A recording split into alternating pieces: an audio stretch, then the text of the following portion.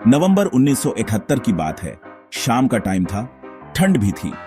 लोग अपने अपने कामों में व्यस्त थे जब एक अनोखी घटना घटने वाली थी। डैन कूपर नाम का एक आदमी पोर्टलैंड, ओरेगॉन से बोइंग 727 में जा रहा था। उसका जाना था सिएटल। किसी को अंदाजा भी नहीं था कि यह फ्लाइट इतिहास में दर्ज हो जाएगी। यह कोई मामूली फ्लाइट नहीं थी। फ्लाइट के अंदर का माहौल धीरे धीरे तनावपूर्ण होता जा रहा था। कूपर अमेरिकन हिस्ट्री की सबसे डेयरिंग हाईजैकिंग करने वाला था। कूपर बिल्कुल शांत था। उसकी हरकतों से कोई नहीं जान सकता था कि वो क्या करने वाला है। उसने एक ड्रिंक भी ऑर्डर किया, जैसे कि वो एक आम यात्री हो। लेकिन फिर उसने फ्लाइट अटेंडेंट को एक चिट्ठी दी। उस चिट्ठी में कुछ ऐसा था जो किसी ने सोचा भी नहीं था। उस चिट्ठी ने सब बदल दिया। फ्लाइट अटेंडेंट के चेहरे पर डर साफ झलक रहा था। चिट्ठी में लिखा था कि उसके पास बॉम्ब है। ये एक धमकी थी जिसे नजरअंदाज नहीं किया जा सकता था। कूपर की एक ही मांग थी, $2 लाख और 4 पैराशूट्स। ये मांगे पूरी करना अब जरूरी हो गया था। अथॉरिटीज के पास उसकी बात मानने के अलावा कोई चारा नहीं था। पुलिस और FBI ने तुरंत एक्शन लिया और उसकी मांगे पूरी करने की तैयारी शुरू कर दी। प्लेन सिएटल में लैंड हुआ, जहां कूपर ने पैसेंजर्स को पैसे और पैराशूट के बदले छोड़ दिया। पैसेंजर्स को सुरक्षित निकालना सबसे पहली प्राथमिकता थी। फिर उसने पायलट्स को दोबारा उड़ान भरने का ऑर्डर दिया। पायलट्स के पास कोई और विकल्प नहीं था। इस बार वो साउथ की तरफ मेक्सिको जा रहा था, लेकिन उसकी असली योजना कुछ और ही थी जो किसी को नहीं पता थी। प्लेन हवा में था, ऊंचाई पर उड़ता हुआ। यात्रियों को इस बात का अंदाजा भी नहीं था कि कुछ असाधारण होने वाला है। कूपर क्रू के साथ अकेला था, एक साधारण यात्री की तरह, लेकिन उसके इरादे कुछ और ही थे। उसने पायलट्स को धीरे और नीचे उड़ने का निर्देश दिया। उसकी आवाज में एक अजीब सा आत्मविश्वास था। वो ये पक्का करना चाहता था कि वो सेफली जंप कर सके। उसने अपने पैराशूट को अच्छे से चेक किया।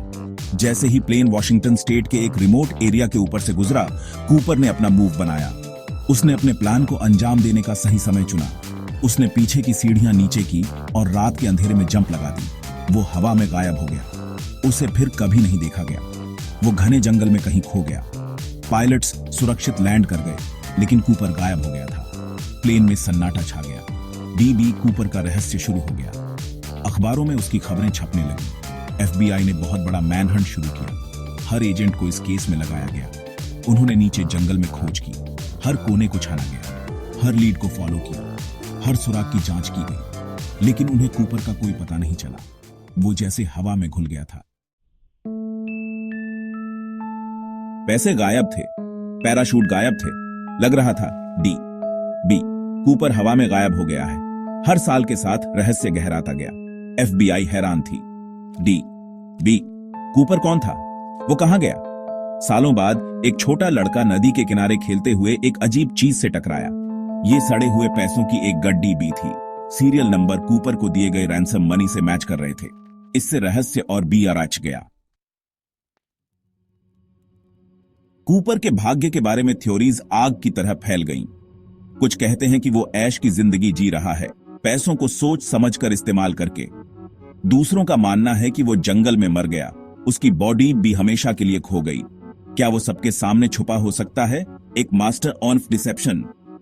इस रहस्य ने किताबें, फिल्में और अनगिनत आर्मचेयर डिटेक्टिव्स को इंस्पायर किया है। हर किसी के पास एक थ्योरी है, लेकिन सच्चाई आज तक पता नहीं है। DB कूपर का केस हमें याद दिलाता है कि कुछ रहस्य कभी नहीं मरते।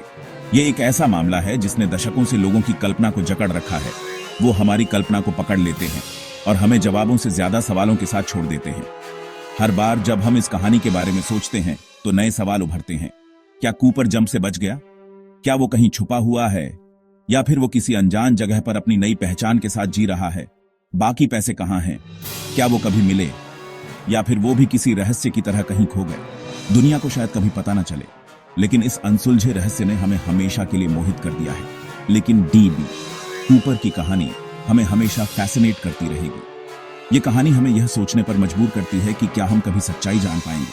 वो कुछ के लिए मॉडर्न डे रॉबिन हुड है, जिसने अमीरों से लिया और शायद गरीबों को दिया। दूसरों के लिए एक चालाक क्रिमिनल, जिसने कानून को चुनौती दी और बच निकला। लेकिन एक बात पक्की है, DB कूपर एक अमेरिकन लेजेंड है। उसकी कहानी हमेशा जीवित रहेगी, एक रहस्य के रूप में जो कभी हल नहीं हुआ।